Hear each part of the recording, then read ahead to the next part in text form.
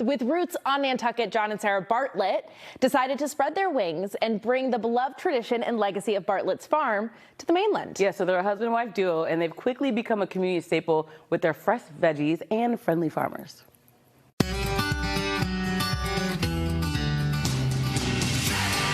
For 7 generations, the Bartlett family has been farming on Nantucket.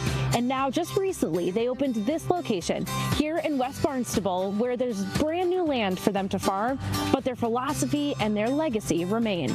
Bartlett's farm on Nantucket does a lot of different things. I really hope that, we can continue to carry on the farming tradition. When you see Phil, who's 90 years old on a tractor still, it's unbelievable that he still jumps up there and does it. But then you start to understand that once you start to do it, it's something that kind of just stays with you. I think everybody likes having a local farmer, and the reception from the Cape has been great. We're happy to be a small little farm and to meet new neighbors and to be their source for fresh organic produce.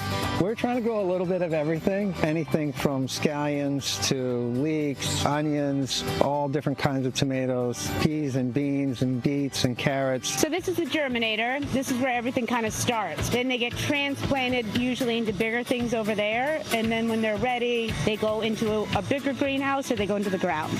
Back here is our inside tomatoes. I started growing tomatoes in, like 1974.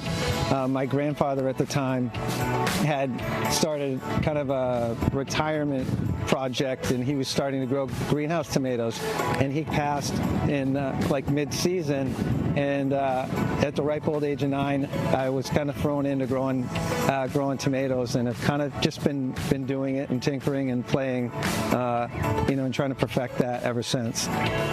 From the farm to your hands, you can get all of their fresh produce right here in the market, but that's not all. There's so much more.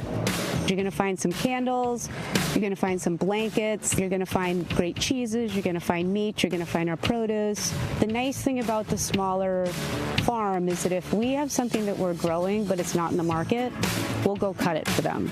And that's like the small community type of farming that is really, I think, very rewarding. You can't do that when you get a bigger farm. And it's also very important to both of us that people know where their food comes from. And this is just another way to kind of show how we've done that on Nantucket and bring a little slice of that over to the Cape.